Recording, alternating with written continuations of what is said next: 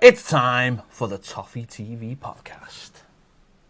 Insert loads of screaming fans. It's me, Ped, Baz, and Andy, the Piv, El Piv. Granddad's dead. They're proud of your granddad, isn't he?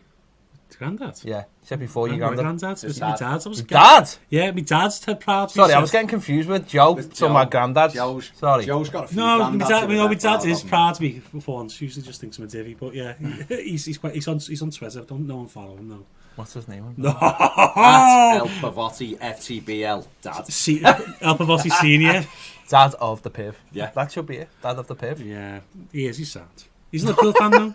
Is he? Yeah. Oh. He used to work on a Saturday though. He used to work for Aston Warrington, and he worked for Saturday. My uncles with Dad Blues took me the match, and here I am. It's his own fault for working. Yeah. Don't provide for us. Don't provide for your families to get them the match. Exactly. Provide for your family, and then then expect them to follow you. Well, yeah. So dropped the bomb there, hasn't he? And people know that we are for the sports Liverpool. I forgot. You told me. I know. I've told people on Twitter as well. There's one of those things. He's to be fair, he does watch Everton games. He's quite sound about it. So. Oh, they're the worst Reds. Yeah. Condescending. They're the ones patting you on the head. Well, yeah. Well, it's just conversation. But he's your dad, isn't he? So at the end of the day. There you go, Dad. There's your 5 minutes of fame. There's your 5 minutes of fame. Didn't vote Brexit as well, did he? I'm not going to get into I did argue with him that over last week. Don't ruin it. Honestly, don't. That's about the granddad show. And then he punched me in the car last week because I was calling Tony. Let's not get into it. He's not like, but... Just vote like one. I mean, have you had any granddads calling you out on Facebook, anything like that? No, not Range recently. Rovers or anything? No, sadly no. Fair play. Anyway, moving on. Let's talk about Saturday's game. Manchester City at home. Bit of a free game, really, wasn't it? In terms of the results. No one ever expected us to win, and we didn't let anyone down. We didn't let anyone down because we didn't win. We are the non-apple cart upsetters of football. Most times, we're great at not winning games when everyone goes, we haven't got a chance against Everton because they haven't lost for it and we'll lose. But we never go somewhere or bloody someone's nose when it's not expected. I don't think, anyway. No. We don't, do we? We said last week, didn't we, that it was like, as Pet said, it's a free hit. We'll probably look better because they'll give us space. That happened. We probably lose, which it happened as well. So, yeah. I thought there was a bit more fight, but the City let you play, don't they? To be fair, though, Ederson's had to make 3 brilliant saves to keep them in the game. 8 shots on target. Yeah. The XG was probably the highest Man City have had against them, in the last, since Pep come on, I think. I think that's the most shots they've conceded since 2014 under Manuel Pellegrini. Really? So, yeah, so that says something that they give us the space. We did exposed in some ways, but what did you make of in the press conference on Friday? A reporter said that no team since the beginning of last season has created more chances than Everton. Didn't he say they haven't had as many shots on target? Didn't he say Everton created the most chances since the beginning of the 2018-19 season? I'd have to look that. 17-18. No, 18-19. We might be including set plays because most of ours were set plays last season, and it did boost us up quite. It was substantial. We were like 11th, 12th in terms of open play chances last season.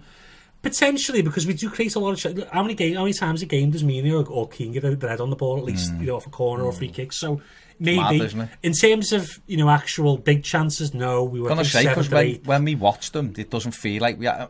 We have more than you consider a chance though, because chances could be just a shot from distance. It depends. Really. Yeah. It's how you measure chances. XG. We improved actually because of the City game. I think we're up to like 8th or 9th now in terms of XG, expected goals. So it did help us sort of, but obviously, they were much better on Saturday. But of course, we just need to see something different, really, and that's Everton. People blame a striker. I think I heard you say that on Monday that we need a striker.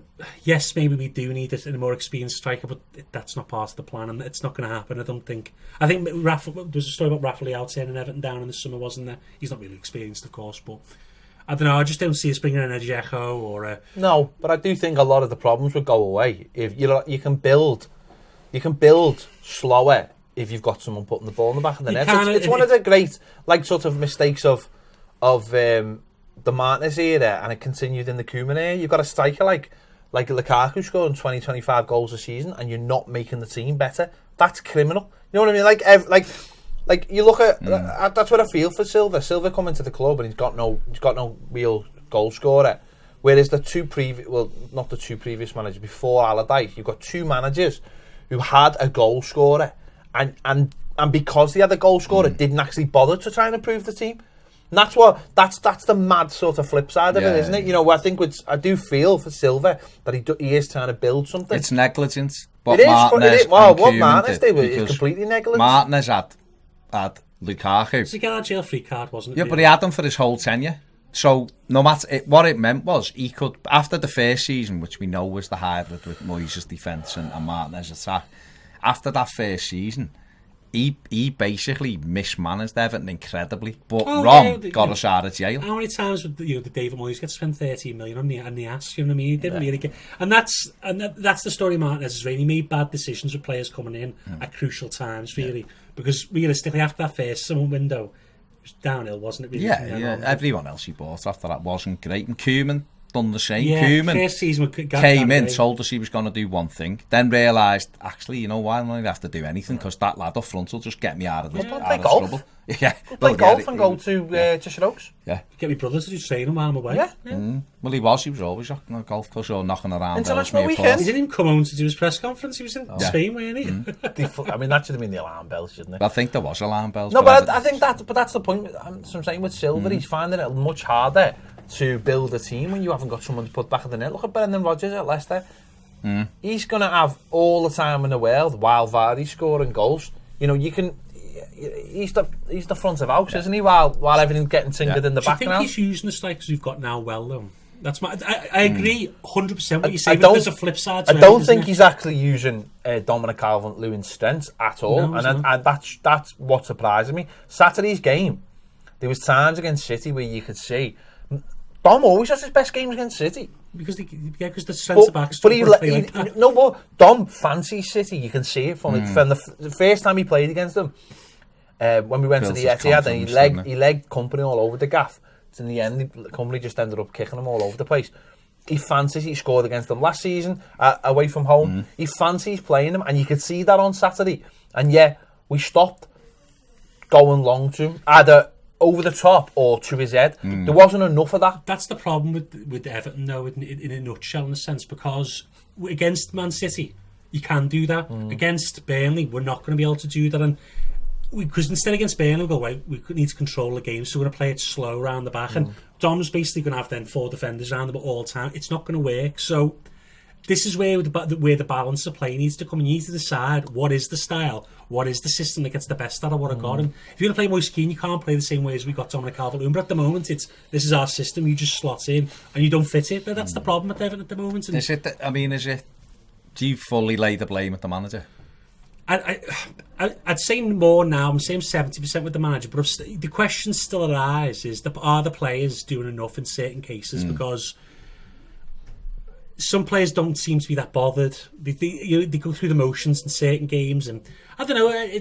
There must be a reason why either the manager's not inspiring them or they can never come back. It's because either they just give up and go, "Oh, we're not expected to come back anyway." I think, to answer your question, you've got to look at what he's got available to him, and I still think he's got enough available to him to change that side, and that's where some of the blame has to shift to the manager. Like if you're going to look at it and go, well, I know Saturday's game is different because I know players were ill, and it's different but I don't know whether it'll be this Saturday, which obviously we'll talk about in a bit, or whether it'll be after the international weekend if he makes that far. But he's got to start looking at that now and going, I've got to start making some tough decisions. And if players aren't in his plans for the future, then you might as well start bedding that in now. And you might... Because what's interesting about that conversation we've been having there, you're talking about Moise Keane and you're talking about Dom. And then you've got Bernard and you've got Richarlison, right? Well, if you played 4-3-3, you can play 3 of that 4 every single week, really, if you want to. Moise Keane off the right or the left, Richarlison off the right or the left, and Dom through the centre. Or Bernard off the left, whatever you want to do, and you say, right, I'm going to play Iwobi central, and then You've got Delph, you've got Sneijderlin, and you've got Tom Davies, and you've got Sigurdsson. But I think you've got to make that choice and say, well, actually, instead of saying, like you've just said there, well, we're playing this style, so we've got to drop John, or we're playing that style, and we've got to drop Keane. That should never come to a manager. The manager shouldn't be looking at this week and going, right, I've got Dominic Calvert-Lewin scoring goals, but I've got to drop him because the style we play suits Burnley or whatever. You know, it's stupid. You've got 3 or 4 good players there up front. Start using them more and make your midfield more compact. This is where I don't get it though, because when your manager comes to a club, they're supposed to imprint their style and their ideas on the club. You look at Pep, right? What he did is he go, right, I haven't got the fullbacks. They didn't do well. He finished fourth. When we get the fullbacks, the 8 players who are going to stay in the team from last season are already up to speed on what I want to play like. And then you build it that way. You don't go, I've got to wait to Gabam and Gomez back until I change the team. You can't wait that long. I don't know whether you watched the final. I did, yeah.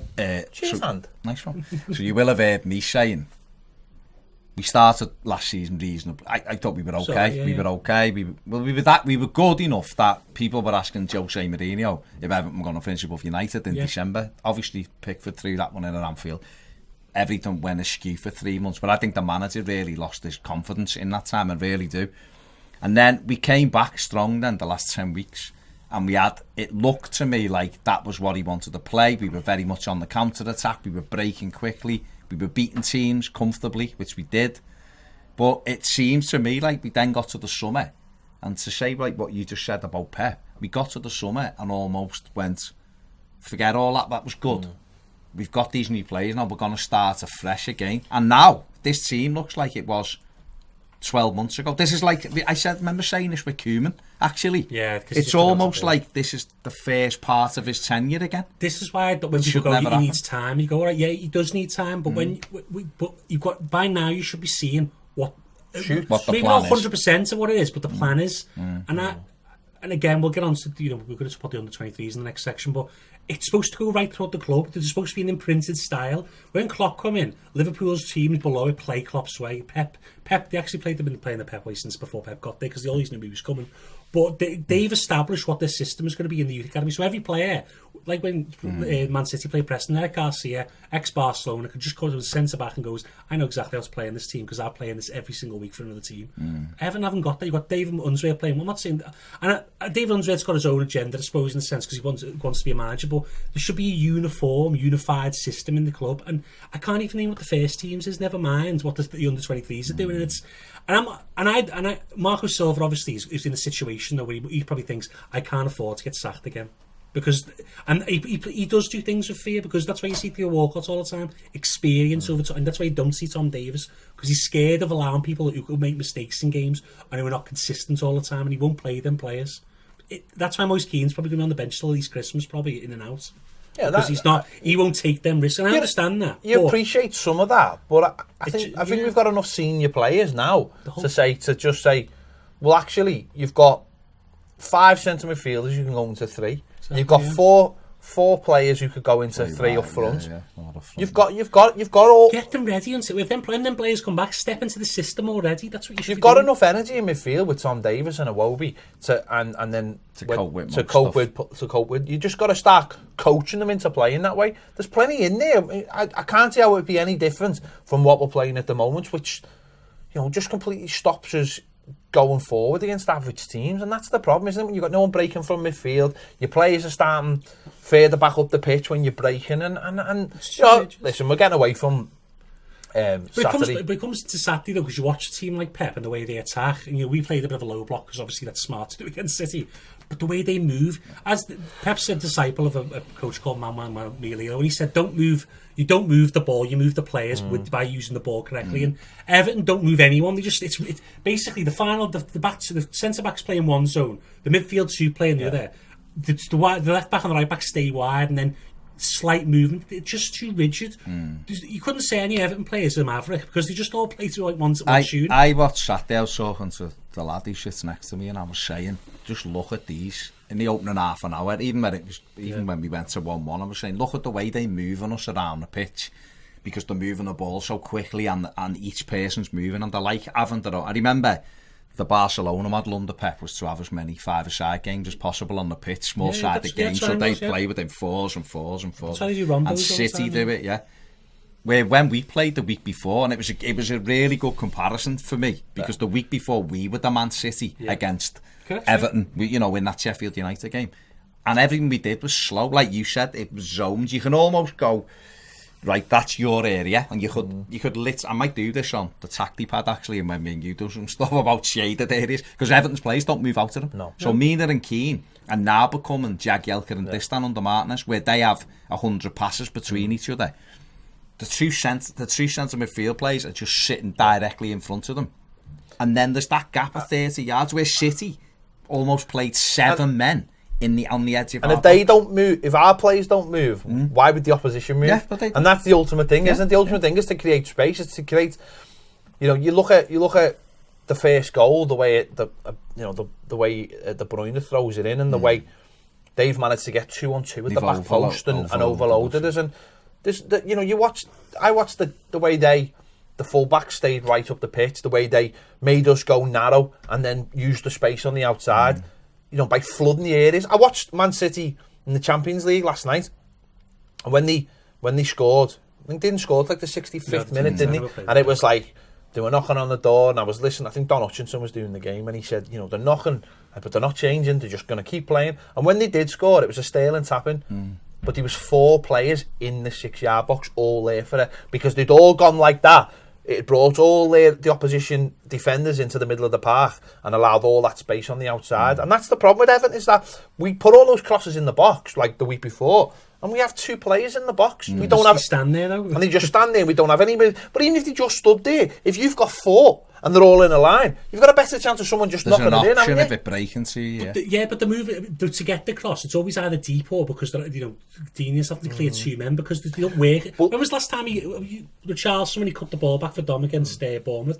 How often do we get to the byline? The point being, if you go back to Saturday and you look at Seamus Coleman in the second half when he had that chance to put it in, right, and Sterling come and took it off him and knocked out for a corner, right?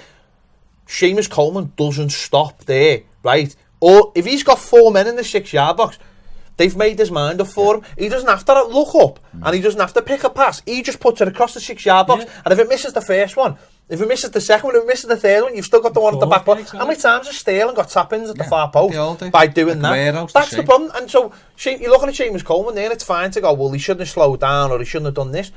But instinctively, if he knows there's 4 players in the box, he just knocks that across. You always say, like when I was playing and you play with wingers, I'd always say to them, just throw it across. When you get the chance, throw it. And I know you're putting it there. I will always make that run in there. And then someone should be coming in behind.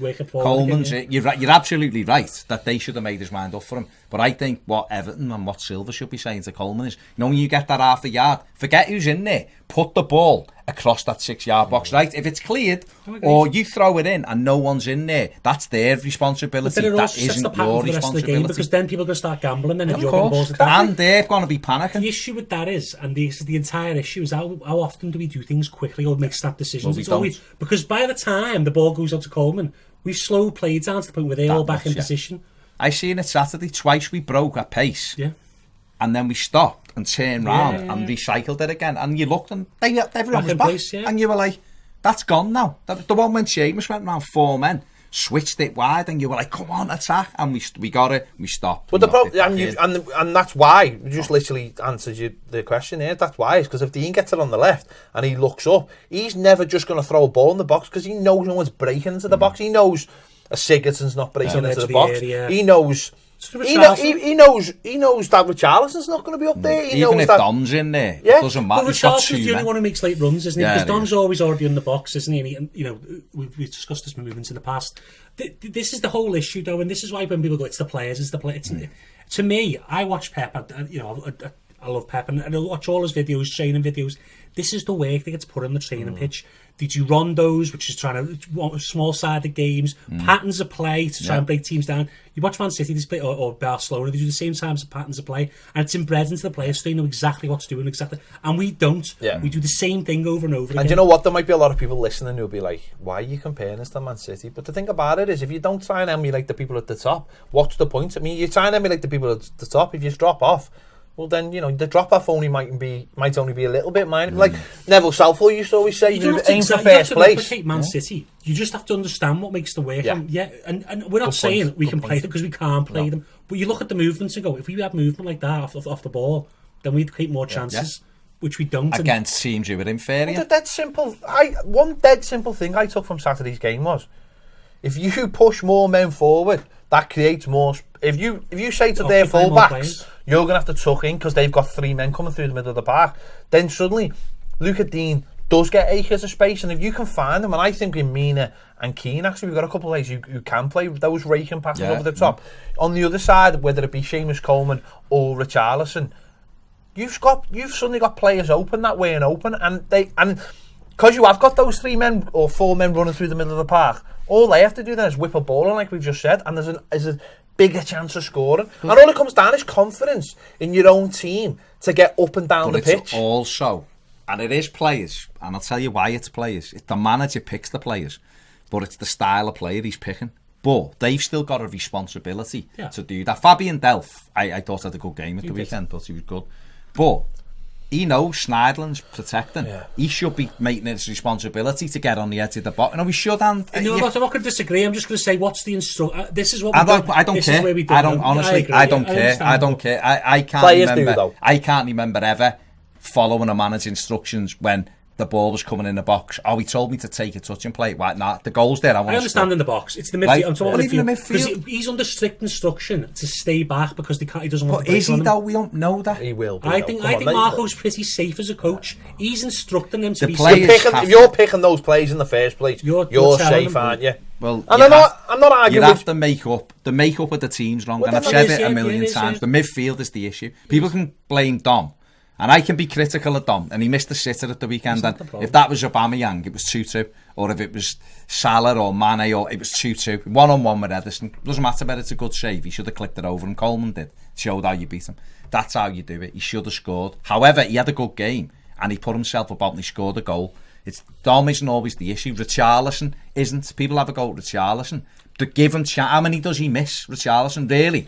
Does he miss 5 sitters? No, because he never gets 5 in a game. But you can't blame Richarlison when he's been playing in a role like he doesn't suit him. That's what I'm saying. So the midfield is the key. I know the manager picks the midfield. He does. But that to me is the key area. Without legs in a Premier League, that is about being able to run up, and it's about ballistic football. It's about being able to go. I sent you did one with Atletico Madrid players running back last night. They've got their sprinting to get it. Everton don't. Desire as well, though, isn't it? City do as well. You watch City, and it's slow. Sterling is attacker who's coming back because they go right back into their formation. Well, Richarlison runs and gets back. He's got more, didn't he? He's got something in like 5th or 6th in the tackles. 6th in the most tackles this season. I think. I mean, this argument's more prevalent for the week before against Sheffield United. Snyderland should have been nowhere near the team, and you're right, Dan. It's about being safe. Whenever anyone thinks of Tom Davis should be starting these kind of games for me, or certainly Sheffield United games, ahead of Snyder. Yeah, true. Because 100%. He can go both ways. And people might be like, passes the ball forward. You've got it. A big thing. But I would, if he had like a 75% passing ratio, but he was actually creating chances because that's what you want. You can't have. I don't care if he's got. I don't care if he's got a 60%. If he's creating chances, I don't want a crab in midfield. Snyderland's a crab. Great against City because he just sits in and does his job right. You don't need crabs against teams like that. You need people who are progressive, not crabs. But on the flip side, before we move on from this game, there was more heart. We had chances, like we said right at the very start, and their keeper has had to make 3 great saves. He did. He really did. Yeah. And either, the header from Mina is a brilliant save, and he just Dom can't get his foot round it. And the one that he saved at 1-1 from Mina, Mina's not expecting it missed, but it's still a good header. Either side, it's a goal. Yeah. It's a goal, and it's just those little things that aren't running. We've got to keep going with that, though, haven't we? Mina's always got to be the target. If you've got something that works, you've got to just keep going. It will come off. And then the confidence once he gets one in, you get 4 or 5. Yeah, definitely. So that was a positive because we walked out the ground the week before and we were all at our chins on the floor. I think, and it was a bit like, what's just happened? How has that happened when we thought then days were over? Saturday wasn't like that. They're for me still the best footballing team in the Premier League. Liverpool are strong and have got great threat and all that, but City as a pure footballing team, they're brilliant. They believe in it though. Teams turn up against City. They believe it. Actually, that's a very good point. They believe in it though. That's the difference. I mean, City believe in what they're doing. You can see it all day. And I go back to saying about the Champions League game. Watching a little bit of it on the goal show on BT, and it's just a belief. 65 minutes in, and just go. You just keep doing what they're doing, and there's nothing's going to change. Would we be criticised for that? Which? For doing what we do. So say Not if it was successful. Say our game plan is, which it quite clearly is, pressure, throw crosses in. We sometimes would go, where's plan B? Don't you? Because you hear that, don't you? We've got no plan B. They do play two different ways. They play during the game. What City used to have is Dzeko off the bench, which was an X factor, which they don't have now. So they do have to play one way, but I don't know if you're that good at something. Oh yeah, I mean it's a totally different thing. It's a team that has won back-to-back leagues because they do it so well. So that's what you'd have to say. You get players in the box, the full-backs get in the box. I'd be surprised apart from Dean never gets hardly in the box, does he? Because he's never hits the byline because he's always crossing it from deep. Coleman, yeah. But again, that's runners, isn't it? Well, the options, exactly. If you've got Sigurdsson shouldn't be the man on the edge of the Tom Davies. How many goals do you see, particularly at the Etihad, where Sterling or Aguero or is it the back post and they're literally they're a foot off the line the ball and they just touch touch it over the the line. box. They just put it right across with three of them waiting for it. But that's because when they get into those areas, right? A, they gamble then plays, but B, they're not hesitating, stopping and waiting for shape. Yeah. They're getting the 1-2. You were talking about it about John Joe Kenny with Schalke playing that little knock and getting it back and then throwing it in front of defenders. Yeah. If you throw a ball in front of defenders, they're facing their own goal. They're terrified to touch it. A lot of them will let it go across them, and that's where you're running in. You've got to tap in. Exactly. We don't. We work the space well, and then we hesitate like Seamus. We should have every time we get in a position where Seamus Coleman's got the ball or Dean's got the ball. Yeah. We should have three players and someone on the penalty spot and somebody on the edge of the area every single time. One of the field should be on the back, the rest of them should be in the box. What's the worst that's going to happen? And this is where you need a player like Garner, isn't it? Again, played again last night, still haven't conceded a goal while he's been playing. You could have Schneidlin now, just make tactical fouls on the halfway line. Gareth Barry never had any pace. No, but what I'm saying is though, point being is that it's intelligence. You've got to have someone. We don't have anyone who's got that mobility in midfield at the moment. He's sitting out, and that's sadly Gabam, and he's sitting out the team. Even the thing is, there's only one game. No, but the thing. No, what I'm saying is, what I mean is that we've only got one, and that's what annoys me. But Gomez, I think Gomez can get around the pitch. He's been better this season defensively. Gomez, he's winning the ball more. But I know what you're saying. If you gamble that, if you've got Luca Dean and he's throwing a cross in, so Bernard's worked, say it's Bernard, and he's worked the space. Bernard should then tuck in, so he's in the penalty area. Yeah. We should have Dom, Richarlison, Seamus Coleman, Gylfi Sigurdsson, and then we should have Fabian Delph protecting the D on the edge of the box. And then Schneiderlin, and then your two centre-backs. So it should be staggered. So if that is cleared, we've got players who can cut off the spaces. Well, one of my problems is, and this is a nice segue into part two, is... Why are Gabam and Schneidlin completely different players, and there are two options for the number 6? Right, that to me is a bigger problem, as well as your phone going off. Or was your iPad? It was one of them. You've got that many technology gadgets that you should all be on silent bars. God, you've had the iPad. I haven't. You say this, but it's not my iPad. I don't own an iPad. Why are those two players so dissimilar? That's what I'm saying. If you couldn't get rid of one of them. No, I know, but then so is there someone in the under-23s? Let's get into You're ruining my segue here, and I'm not talking about the two-wheeled bike thing that they ride around in America. We'll be back in part 2 to discuss, is there anyone in the 23s and what's going on with the 23s and why does Andy hate David Unsworth? We'll be right back. I don't. Welcome back, part 2 of Toffee TV podcast. Pet Andy and the Baz. I was going to say the Piv, but I said the Baz instead. I threw you. Episode 8. Is it 8? Yeah. Changing up on like Marco. Oops. It's gone there. You hate the Everton management team. You hate Silva, you hate Unsworth, you hate Brand, you hate everyone. I don't hate Brand. I'm only messing. No, the thing is about... Do you know what? Do you know what, And? Say it in a tweet. It's a cop-out. Say it in the street. It's a knockout. End of. Didn't Baz say that? Because I've heard him say it more than Yeah. He took it off me. I mean, I literally took it off Taylor Swift. Well, no, I took it off Taylor Swift. you You write for took it Taylor off. Swift? I You didn't took it take it off off me. you. Well, I've said, you did. You heard it and went, I like that. You don't listen. You listen listen. to? You listen to Radio 4. Can Let's you get it just right. not- No, hang on. You're the one listening to. I listen to Radio 2. I It's listen to great. Radio 2. I don't. I do. What do you listen to? I listen to. Or just I don't listen to any music. Don't things listen. on. What do you Just what- sounds. Just sounds. Ocean. drive. The ocean. I drive in silence. and The think. ocean. This is Ocean Drive, by the way. I drive and think. Drive and think. I mean, it helps. It Does help.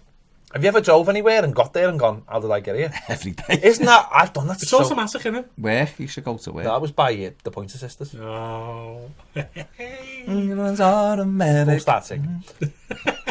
Cut your right off. That's why he doesn't sing in the car, because he hates his own voice. My voice is great. Acoustic. I mean, you say that. I mean, literally is, but there you go. What were we on about? 23s. Under 23s, so the under 23s are unbeaten so far this season. They won last night 2-0 with goals from Ellis Sims, and Anthony Evans. I pointed it. I know, but he might have Well, forgotten. you He's should have. too busy in taking on hundreds in and some what's it called? The leasing.com. Checker trades. No, that's the lease, which is genius, because as Paddy Boylan said, when you write leasing.com in a story, the hyperlink comes up. I mean, Clever. that's clever, isn't it? How many That, stories are written about the leasing.com? well, Well, you'd a say lot. that, There's but in the about 400 leasing.com cases, world, mate. there's a lot of... There's a lot. So, under 23s undefeated, looks so good, looks really good so far for the season. So, why do you hate them so much, Andy? It's not that I hate them. This is my so this is what I think, and this is what other teams around the world do. It's about development. Now, it's all well and good having a really successful under 23 team Yeah. if it's servicing your first team. Yeah. At the moment, I don't think it does. Okay. The style's completely different. We tend to play a lot of older players rather than getting games for our younger players. Now, this season, I think we've got one of the oldest average teams in the Premier League too. 37. No, I think Conor most of them. I think you've got Harry Charles who's on the contract who plays nearly every game. He's got a contract Yeah, he's now. got a contract. Oh, right. They give him a contract because they said last week that because he got a bad injury back in the last season, They couldn't make they a felt like decision. they were obligated to give him a contract so he's contracted till January because they said he felt it obligated because he couldn't get a club and they were playing him and they just felt stupid. I understand that. Basically, just seen you giving them grief on Twitter. Well, actually, I like Harry Charles for like League 1 or 2. Really, do. Has He's a nice little player, but On Twitter, it's a cop out. but then you've got like Alex Denny, who's like 19, and shouldn't he be getting minutes over Harry Charles? I'm not saying Alex Denny's going to make the first team ever, but you need to play players, give them minutes. There should be a clear pathway. They come into the under 23s, they play a year or 6 months, then they should either get loaned out or in the first team, wherever they're ready for. Either way.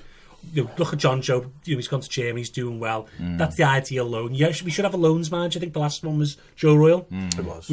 Every club in the top 6 definitely. I know even Bournemouth have one as well. They all have loans managers. Even Bournemouth. No, because I was speaking to him the other day, so it makes it different. But they have. His name's Carl Fletcher. He's a nice guy. So, but Out the dream team. Is he ex-Bournemouth striker, Carl Fletcher? Yeah. So, but what they Different what from they the do is dream they team, look at we've got João Virginia on loan at Red. Yeah, It's not great for him. He's not playing. So what these loan managers do is they get all the data and find statistically teams that match how we play, what they've got in goal, and whether they're going to get games. Well, that's maybe why they can't get loans, because you just said no one knows how we play, not even you. Well, that's true. So if they're looking for them stats, they can't get honestly, them. Everton have got really good analysts, so there's some disconnect. Anyway, so the pathway is not right at the moment for the first team, because you've got Dave Lunsford who, don't be wrong, he's actually done really well in the under 23s for himself, and I'm not saying but he obviously wants a job in League 1, League 2, the Championship. He probably should have left last year, maybe this summer. I don't think maybe he had the opportunities. I think Wigan have been stiffing around him, from what I've been told, but Paul Cook's still there for whatever reason. But it's not conducive. There's not basically from the under 12s, whenever they start, all the way through, they should be playing one system. City do it, Liverpool do it, and they all come through playing one style. They're ready for it. I'm not saying a manager style, I'm saying a club style. Should the under 23s be like every other level? So you'll play under 9s. Does it jump 2 years or is it still every year? It's some do jump a couple I of think years. they jumped They it. jump. I think All right. 18's definitely. So when they get to under 18s, then they go to under 23s. Should they play only? So should they look at it and say, well, you'll play under 18s and then you'll play under 23s, and after the year, you're gonna make a decision. there's three options: first team, loan, or maybe a second year at a push, because maybe You need exceptional circumstances, like you came out the under 18s when you were quite young or something like that. 17, yeah. So maybe something like that. I think you're absolutely right. But one thing I would say, or maybe suggest, is, are a lot of those players playing in that team to service maybe a couple of players? Yes, that's fine, but you need to get the best. You need to develop them to sell them. That's another thing that we don't do well. So by having them, so even if you get them on everyone on the same pathway, you send them out on loan. If they do well on loan, you get money for them. So that you're actually creating a market then of players to sell, players to keep, and you're developing them all on the same thing. Now, not every player can go out on loan, because you can't loan 15 players anymore. They've put the preventer that. Brantley Gordon, either the decision's going to come by Christmas. I think it's either, is he going to be part of the first team squad, or are we going to go maybe 6 months in Germany, then he'll be in the first team in the summer, something like that. They're the pathways we need to think of. We can't just go, he'll be in the 23s for a whole year, for the next 3 years. Like Dennis Adnaran came from Fulham. He's not really developed that much. I like Dennis Adnaran. I think he's got quality. I wouldn't say he's going to be definitely he's a Premier League player, because I think he's been that long in his development that you can't say that at this moment in time. But there's been mistakes made. Is that a worry? Is that 3 years ago we brought in quite a few players. We bought them, and we brought, as you mentioned there, Adnaran, we brought Josh Bowler, we brought Lewis Gibson, we brought Matty Folds, we bought like 5, 6, 7, didn't we? Yeah, and really, there's only maybe Lewis Gibson at the moment that I can genuinely say would be knocking around the fair. He's basically the fourth centre. We'll pay up to $6 million for him. So that's the price. They obviously thought he was very, very good. So you look at that and think, what's happening with the pathway if players that are... I mean, Josh Bowler had already played for QPR, hadn't he? Come off the bench, yeah. And now, I spoke about this in other times. Say you come from QPR, you start getting first team minutes, and they go to you, you're going to play in under 23s, which you've just come out of. Yeah. It's not good psychologically for the player. So with Josh Bowler, maybe we should have said, Everton have been linked with Joe Geldhart, haven't they? Yeah. Lad from Everton, who's played for Wigan. My idea for him is, you sign him. You don't bring him to Everton, you leave him at Wigan for another 18 months. He plays first team football. And let David Unsworth become the manager of Wigan. Probably not on that front. But even so, and then he gets the minutes, he's developing. That's the problem. We're taking... this is the whole problem with the Premier League. You take all these players into your academy. There's probably too many players in Man City's especially. And then you're not really developing them. But Man City... It's the same with Hamilton. He plays for Hamilton Academicals. Everton are looking at James Hamilton, I think. He's a 17-year-old centre-back. Came got sent off. If he comes in, he'll go into the 23s and get his playing in the first team. Well, let's be honest, the under 23 league is below League 2 level, probably in a lot of ways. And the old reserve league, if you ever listen to Ryan Giggs talk about when he played at Goodison, didn't he? One of his first reserve games at like 17, 16. He said he was playing in season pros all the time. It battle hardened. Now you're just playing against lads that you've all played every single I played in the same thing, Lancashire League. You'd be playing against pros, reserve coming games. Back from injuries, playing against pros. You'd be playing, when I was at Everton, at Burnley, we play like Marine, who was their first team. They'd be like 30-year-old centre-backs booting you up and down. Yeah. Then you'd go and play against lads who'd play... I remember playing against Liverpool, and they had like McManaman, they had Harkness, who'd played in the league for Carlisle. They had Nick Tanner, who'd been playing in the Premier... in the league, the Football League, League 1, Division 1.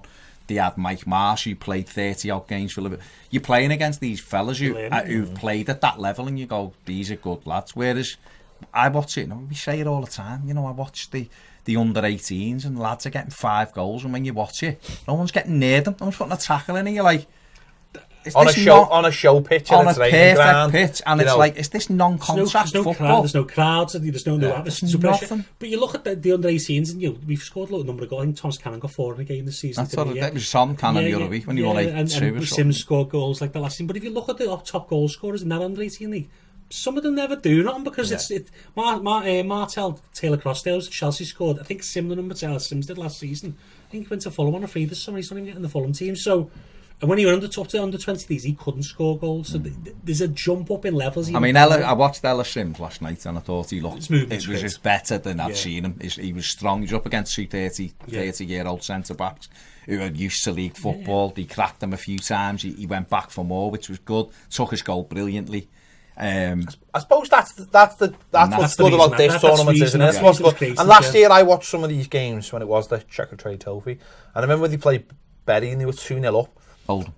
Was it Oldham? Yes, sorry, Oldham. You told me. Yeah, sorry, it was me told you that.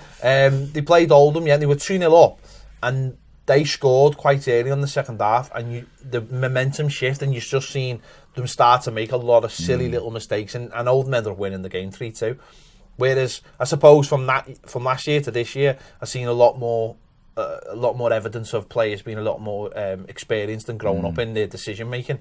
But then, if that's the case, when are they going to get that step? Because before we were talking about the first team and someone like Gabaman, and you're looking at someone like Beningame, who's already played Premier League games, and has had his chance, went to Wigan and obviously got a lot of injuries and stuff, never really played, and now he's in that weird void of he's not going to make it. Exactly, he's not going to make it. What's weird about him? Really, What's weird about him is I don't remember him ever having a poor game for our first team ever.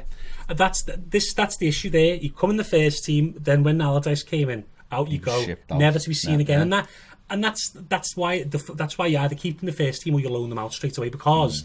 Like, imagine Alice Sims, how much better, right? He's going to go back to play under 23 football next week or this week. What if he was playing against Burton's level every week? How good is he going to get quicker? How testing himself now? He might have a rough time and not score many goals, but he's learning all the time. I watched the game last night. He should have scored one other one. The Gordon put over it. There was a sitter he missed. And ended up trying to back heel it in, and he got cleared.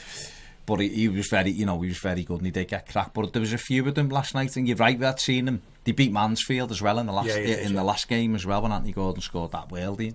And it's good because they're up against lads who have got loads of league experience. But 45 days, 6 games. But the irony is with a lot Stephen of Bywater in goal last night as well. He played for West Ham. The irony is with a lot of those players last night, though, you feel like they are just fattening them up to play in the Championship or League One. Like, a lot of them have gone past that point now where you think, well, it's not even worth it anymore. Morgan Feeney, he's 21 nearly. No, I love. The thing with Morgan though is he had a bad injury. No, I agree, and that he did, stopped them going out. I agree, he did, but he should. This should have been the game. He should have been. Year he should have been on loan. Oh, January. Adam Aaron should have been out on loan. Evans is still. I know Evans. He's done well in under 23, but he seems to be an under 23 player now. When he went to Blackpool, he was okay. Showed a couple, didn't he? Yeah. But, well, the Platt seen under it the other day saying he's expected to go out on loan. They've had clubs, but he'll never come back. No, he's not going to play in our fit. No, you know what? He's a decent little forward. No, he is. But again, League One Championship again. Yeah. But what would he have been at 18 if they started thinking about this pathway early instead of going, let's get on 21 and the under 23? The way I look at it, I agree with you. I think I've said this yesterday. I think to Paddy, and I think me and you talked about it, Ped, is that the 18s, the lads should be 16, 17 playing in that. Yeah. Come out of the 18s, you go straight into that 23s. I think if you're in Everton's under 21s or under 23s and you're 21 or over, you ain't making it unless you're a real top prospect and they're going, you're in the first team squad, and then you just keep sharpening us up with games. I was thinking about with this, Lewis Gibson. But I was thinking about this before, right? And I'm watching last night the Champions League game, and I'm looking at Phil Foden coming off the bench. And funny enough, Don Hutchinson said, "What's Phil Foden actually doing here? What's he? Oh, Phil Foden just scored." Everyone listens to Don Hutchinson. Oh, he's very good, actually, very good. He is good. No, but the point being is that you've got to play like Phil Foden, who comes off the bench now, but he's not playing under 23 football. He travels with the first team, he's got everywhere. Exactly. Hang on, but then isn't that Tom Davis? Tom Davis is just 21. Tom Davis is 21. Phil Foden's 18. He's 18. He's a different level. Is he? Isn't he different level? In their mind, I mean. But that's not the point. Is that we're waiting too long. But that's why I think Anthony Gordon should be in with the first team. We'll talk about Gordon in a minute. We go on to him. But what I'm saying is there'll be some players who are like Phil Foden, Anthony Gordon, who you look at and go, this kid's special. This kid is special, right? Yeah. And then you might look and go, there's a player like Benny Beningame, say, or Dennis Adeniran, or one I was impressed with last night was Markello, who, when I'd seen him before, I thought, that kid's not doing nothing. Last night, so much better winning, on the ball, foot on the ball, so box to box, breaking out in the 88th minute, length of the pitch. Don't you think some of that comes down to actually what they're playing as well? You said before, a lot of those players play. No, what I mean is a lot of those players play in an atmosphere where seeing the under-18s where it's non-touch football. They have basically have agreements not to touch each other. So players are going in and not really doing anything. Whereas last night, like you said, it's a proper competitive games. Yeah. They know they're going to be it. They know they can hit someone as well. And suddenly you've let the shackles go off of just playing on a train. Because you're up against lads in that trophy who you're not making a mug out of me. I do this for this is my livelihood, and I'm trying to get in the team on track. I mean, 8 of them was 8 of their first team anyway. They have to play a certain number. But that's what I'm saying. No, you're playing against players who. They've got to pay for their mortgage. They've got bonuses. They're not having some kid from Everton negging them and stuff like that. Whereas you watch a lot of 23 games, and respect to Everton for winning it 2 years out of 3, but some of them turn up and they know exactly what it is. You look at Man City and you look at Liverpool, and they're like, that's not. It's not for winning. It's they're not the 18, 17-year-olds playing in there. That's what I'm saying. It's what City do. It's development. For City and Liverpool, it's not for their players. It's not the be-all and end-all. The be-all and end-all is the League Cup, getting in that, and then that gets, and then maybe, and then maybe you get a loan, and then maybe you come back. Whereas Everton are so hamstrung because we've got to win a trophy, or got to be seen to be trying to win a trophy, that those kids are not getting a chance. So the under-23s then becomes the be-all and end-all for loads. I mean, I've seen, I've been at both games when we've won the league, and it's, it is a big thing, and that's fine. But it should be at that stage for them lads. It should win and stuff. But then, where's the drive to go that little bit further? No, you're right, but that's why I'm saying. So what I was saying was at 18, then it is the year in that 23s. But one or two players might need another year in that before they're ready to go. Doesn't mean they're never making it at Everton, because everyone develops at a different stage, right? But there will be cases like Wayne Rooney. Of course. Gerrard, well, even Steven Gerrard. I remember Gerrard was 18 and people were still unsure. And I remember watching him playing in the European game for Liverpool's debut, and he got beat Liverpool 1-0 at home. But I looked at him and thought, looks like a good player. Then he disappeared again for a bit because they didn't think he was ready, and they were looking at him even then and then saying, not sure. And then he had that growth spurt, which ended up wrecking his back for a few years. But he had a big growth spurt, and then all of a sudden he was back in the team. But was he going out the team to play in the Resis, or was he going to play in the? Well, he was still playing, wasn't he? No, that's what I'm saying. He wasn't just training at Liverpool. No. What I'm saying is, though, that's the point, isn't that? That's the whole point, isn't it? They're going into the Resis and they're getting smacked everywhere, and it's not under 23s football. Where you watch that under 23s, and it's not the standard. It's the competitiveness of it. It's just playing against the same players. They play through every age group. Yeah. Now, when I looked, I did. I'm a bit of a football nerd, so I looked at the players in the Premiership in teams who made it. They either went out on loan at 18. They either in the first team getting regular minutes at 18 or 19. Not 2021. There was so many. I think there was one or two that made it. No, but that's why I'm saying. Well, look, Joe Pickford was on loan in against Southport in the conference when he was 17. That's what you need to do. And when he played in every division, hasn't he, Pickford? Exactly. On loans and stuff. Even if it's just 11 games, 12 games, it all makes a difference because you then go, this is the standard that I need to be either be what about or above. Well, what about if it's, say it's Marco Silva, or we've talked about this with Guardiola, with Phil Foden. People going, loan Phil Foden to Derby, and Guardiola's like, hang on, he's better here with Silva. So what, with like David Silva and Bernardo and blah. But what if Marco Silva looks and goes, well, no, I don't want to loan Anthony Gordon to blah because he's better here training with Gomez, Bernard. Then step up his levels. I'd agree with that. I'd look at him and go, well, then he's going to come everywhere with us. And yes, he'd probably play in that trophy, the leasing.com trophy, and play in that. But then, I don't know, he's an interesting one because he's still this is his first season in the 23s. Yeah, but that's why he played last year, but he was always on the bench, and he did come off the bench. We'll get and stand a second. But this year, all right, we'll let you loose. You can go anytime. But this year, he's a starter. He's a genuine starter, and that's why and he's changed his position. I've been very reluctant. I'm very reluctant. I've said loads of times I didn't think anyone was going to make it through the 23s. But already I see something in this kid that is completely different. He's got that level that I haven't seen since Tom, and it's hard because you see how much Tom has been in and out the side, but at least he's been in and out the first team. He'd still be miles too good for the under-23s. And maybe, if there's somewhere he could go on loan, I don't think the Championship suits. No, he'd have to go to I think he'd have to go to Germany, France, France, it's a bit more physical. That'd be good for Tom. And with atmospheres, it's what the big thing is playing Play in big against stadiums. proper, where there's game, where it's on the line, where there's actual things to win on the line. You get experience and players, because you also learn off experienced pros. And crowds. You get out of your comfort zone as well. But you haven't got your mates around you. You haven't got your family around you. You haven't got, and I suppose that's a lot of the players we've brought in are getting that at Everton as well. But you don't want to bring these players in from outside and go, this is the biggest thing that's ever going to happen to you playing for the Everton under 23s. I suppose a comparison would be, and Zach said this to me last night when we were watching it, he said, Moise Keane could play in this, couldn't he? Because he's only 19. And I was like, but there's no way Moise Keane would ever play in that. Because I was saying to him, he's levels and levels and levels above. So I guess that's the flip side to that. He's 19. But he's been developed properly by you. No, but I'm saying he went on loan. He's 19. Yeah, he went on loan at 17. Well, look at Richarlison. The Brazilians have got no choice but to bring players into their first team at 17, 18. Then he goes to Europe, leaves his family behind. Goes to Watford, and when a season he signs for us, and he's that's within the space of like 3 years. You only have to look at France. They're produced because they play from such a young age in basically, because this is the problem, we've got this established football league, haven't we? In France, League 2 is full of Paris Saint-Germain under 23s and Lyon under 23s, and they play against men who are like got contracts at other clubs, and so basically they develop much better. The English system's very much against it. It comes back to us needing to buy a club in Europe. Well, look at it does. City have bought Anderlecht or are buying. I think that's going to be unreal for them. I'm going to be honest, but you look at the RB model. They're the best at it because they've got Liefering, which is the second division club in Austria. All the kids go there. It's 15, 16, play every week against Austrian second division pros. Then they can go to Salzburg, who are good enough, and then they get sold to Leipzig. And they just basically got a ready-made system of.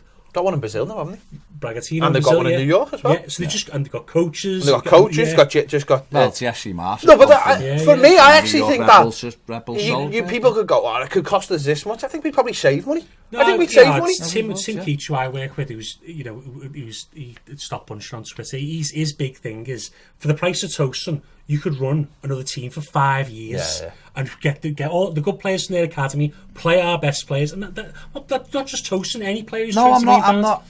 The wages. I'm just going when you put it like that. The wages that we're wasting. The wages that we're wasting right now. You think about someone like you think about Martina, right, or Nias, right? Think about them and the money that we're wasting on them. Rather than them sitting around, they could be as rubbish as anyone might think they are. If you put them two in a team with a load of kids, and suddenly you've got a team that's got a little bit of competitive because it's got a couple of seasoned pros in there, then suddenly that team doesn't become just a team of kids. It becomes a team that would have a go at a few teams. And if Nias or Martina done well, someone to go, well, actually, we'll have them. And we'll pay you for but it opens up so many opportunities as well to bend the system as well. We've seen George Hurst going from Sheffield Wednesday over to the Leicester team in Belgium and then brought back for nothing to get round having to pay compensation. Brighton sent Percy Tau, the South African striker, to a second division Belgian team. They've got a team, and now he's at Club Brugge on loan. But that's what you circumvent the system. And Everton, even a Scottish club would do. Well, we need to get smart then, don't we? Again. But it's down to the club's model, though. I don't know if Mashiri's thinking that far ahead. It's the financial footing as well of the stadium. Well, actually, you say that, but Mets, who are now in League One, they've got to deal with an academy in Senegal called Generation Foot. It costs them $500,000 a year. But they've got Ismail Assar, Sadio Mane, now they've got Ibrahim Niane. These players, they'll make them 50 million. All them have made them 50 million. The pays for it, 100 times over. We can't get them players though. No, right. So but we could have a team in. We can't have it in Germany, but say Austria, or we can have a team in Holland, like Vitesse. How many good players have they had? Like, have they sent to Vitesse and they come back and they played in the Premier League? Definitely. That's the difference. That's what we need to do. So, for out of that 23s last night, for me, I think Sims has got a chance. He's still not ready yet, but he's looking better. There's a chance. I think for me, Gordon's head and shoulders.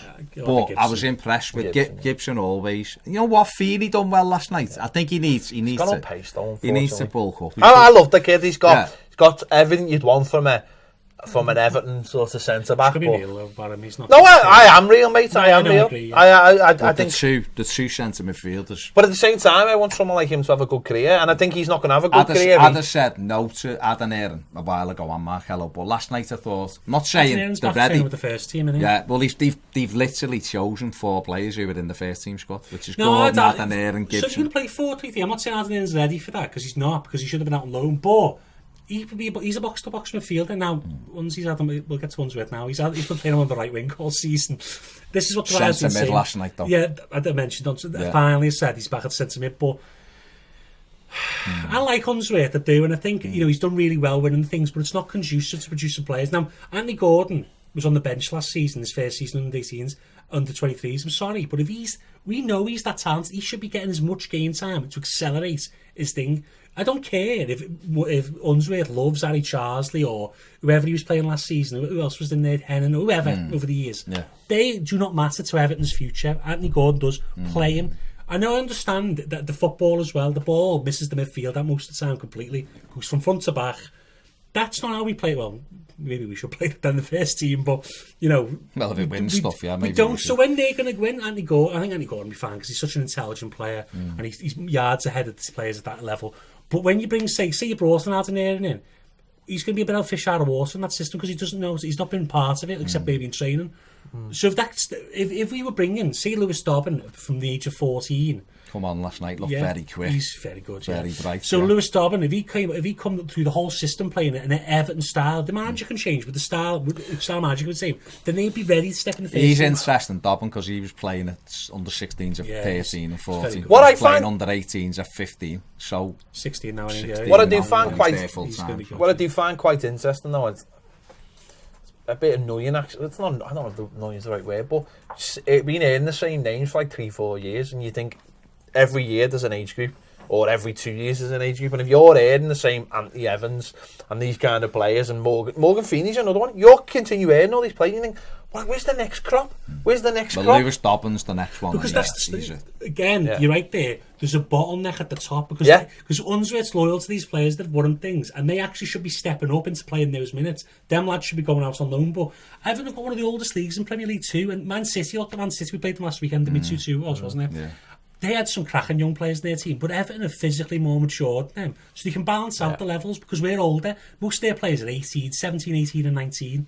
Most of ours are nearly 20 and over now. It's by the way, I think the best example of all of these is Kieran Dowell. To see that player that really should have been handled much better, put somewhere that suited his skills instead of just basically getting a team and going, yeah, there you go. And he's the one, and he's not going to have a career. He's made wrong decisions though. He should never have gone to Sheffield United. He should have gone to Rangers with Gerrard. Said this. Yeah, but who's making those? I know. I don't know who it is. I don't know whether the big it's turning point Kieran. was for him is when they had Mark Warburton, not Forrest. Mark Warburton loves playing young players, loves to develop them. When they changed Aitor Karanka, who's one of the most negative managers you can get, that was the end for Dowell and that team. And that 6 months was lost then for him because he scored like 9 goals by that point. I also believe going back that one of the other big decisions that has messed all this up is Koeman's decisions that he made in the Europa League. Stopped Tom Davis from progressing by not playing him in all those games. And then what I mean by that is we bought too many players. So and this is where the bottleneck starts. So you stop Tom Davis from developing, and then if you stop Tom Davis from developing, you're stopping the fella behind Tom Davis from developing, and so on and so on and so on. Where it should have been sink or swim. Tom Davis, is he in the team? Well, he's in all the Europa League. John Joe Kenny's in all the Europa League games. Kieran Dowell's in every squad, in every game, they're going to be involved. And then suddenly the people behind them go, well, there's the pathway. And then you're not getting Tom going, well, I'm stuck on the bench here. Whereas Tom Davis' spot on the bench now should be Anthony Gordon, and Tom Davis should be in the first team. Maybe if things have gone slightly different. And that's where, again, we're not getting them into the first team to see if they're good enough. We're stopping the next person, and we might be missing out on. Who's to say if Benigni had got a run of games? He could have been the natural successor to Garner. Well, everyone said he was. But so why isn't he? After that period where Allardyce, brought up the team, whoever Steve Walsh should have went, we send him out on loan. Let's capitalise on he's playing games. He should have been out on loan and kept playing against first teams. It also comes down to carrying such a big squad as well. Because we've had all these players on big money, and we said it at the time. We said, when we bought all those number 10s, and when you look back at how bad that Europa League thing is, we should have gone, well, the Premier League's for the players who were experienced. Tom Davies should have played in the Premier League. Davy Klassen should have played in it could have been the other way around. Never have been. Sandro should have Sandro just got killed his confidence completely. He should have played, and that's what I'm saying. We should have been brave enough to go, we've got good enough players that'll get us through the group. We'll win 3 games by playing these kids. These will be fierce. Dominic Calvert-Lewin was in there as well, although he did miss a sitter in the last minute against Minshall. And he did score in Bruce and better. No, he did. No, but that's what I'm saying. If you'd had Tom, Dominic Calvert-Lewin, John Joe Kenny, Kieran Dahl, Beningame possibly in there, although he was probably... Conley as well was pretty good when he was young as well, and then his career... But that's what I'm saying, we've just went and bought all these players and just didn't split them right, and that's the problem. They're not getting enough development either because they're not playing enough games. And I know we spoke last week and we laughed about this conference, but this European conference, if we were in it, it'd be great for all those players. Half and half, yeah. So there is... Benny, for me, has still got half a chance. But potentially, but it's now or never. Is he training with the first team now? Yeah, he is. But what I mean is, he doesn't seem to ever be getting considered though. So that's an issue, isn't it? That's a psychological thing. Now, this is where I think this all has to come together. You've got a man in charge of Marcel Brands who plans years ahead. Now, what he did at PSV great is, and this is where it comes into logical thinking. You go, like you said, you've got that plan where when he steps out, he comes in. He's got now, the PSV when he left, they've now got Cody Gakpo on the right. They've got Hatton as the number 10. They've got Malin, and they've got who's the other kid? They've got, I think they're the 3. Sorry, and then so they sold Lozano, so that means Gakpo plays more games. Yeah. They sold Young, so that means Marlon plays more games, and that's what they've done. Who's the one we wanted? Hatton. Is he? Can we just buy all their good players? So but he was right though. What he said about him. No, if we'd have bought him, he'd been our 23s. He'd be ruined. He was playing. But what they do smartly is you go. So I know people don't like to hear this, but maybe go right. Richarlison's probably going to make 100 million in 2 years. We'll sell Richarlison. Yeah. Anthony Gordon by that time will be off the bench every scoring off the bench, and he'll replace him. And but the problem with us is, and this is what happened. No, this is what happens. This is the problem. This is the problem with English football. This is not just Everton. Is that if Richarlison in 2 years' time wants to move, we won't have anyone. And this goes back to the stream about Ghana. Beningame should have been the natural successor. He should have been getting trained up to be the natural successor. He's got all the attributes. Gets around the pitch. He keeps it simple. He can, he's box to box. He's got the energy, and he should have been getting built. He was almost like shadowing him. Yeah.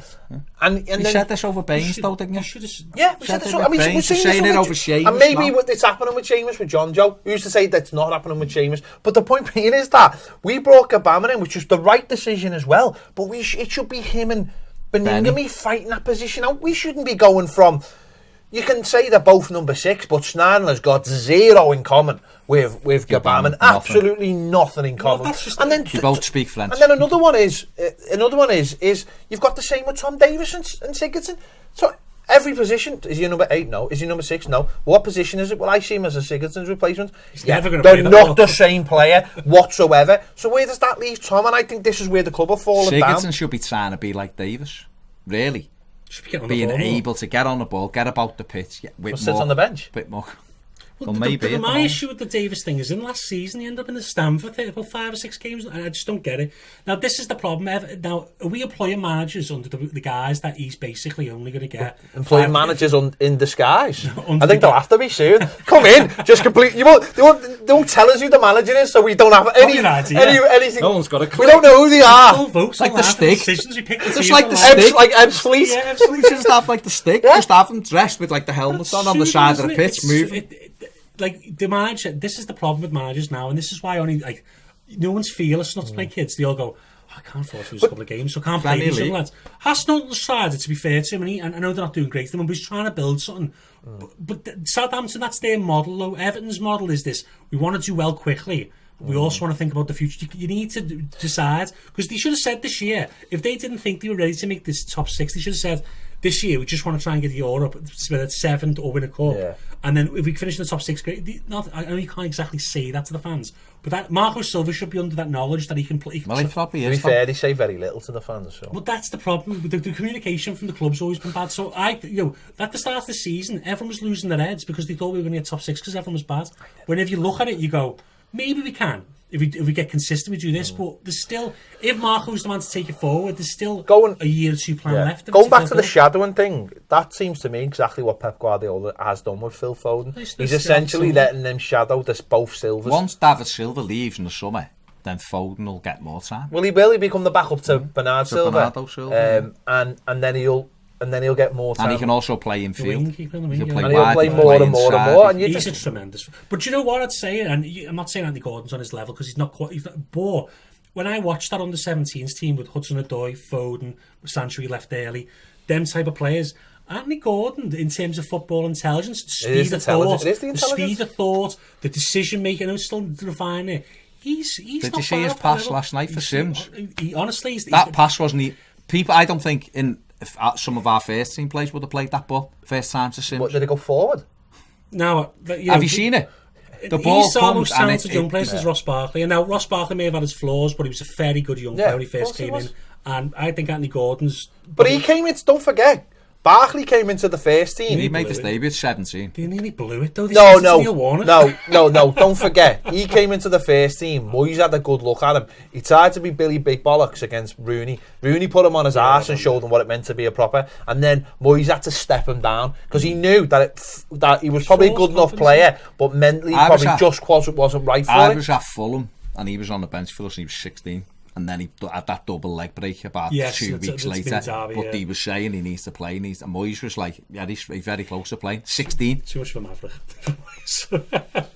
But I say what you like about Moyes. Moyes had Wayne, Baxter, and Barkley ready to go. Moyes, but Tim Rodwell, was he right with Rooney? To keep bringing him on off the bench all the time, or should he just play him? Because there was a lot of consternation at the time. About do you know what I think it was with Wayne that though? Do you know what I think? But you know, I think what it was about Wayne. Do you know what I think it was about Wayne? No, I think he probably thought he had more time with Wayne. Yeah, maybe you're right. I think he thought he was going to 2-3 years. I think he thought he was going to have him probably till 21, 22, almost like the Torres route. Get him. Don't forget, Moyes was saying he was going to make him captain and all kinds. It was Paul Stefford who pushed him out the door, and he probably actually thought Kenwright would have held firmer, because don't forget, Kenwright wasn't selling for anything less than 50 million quid.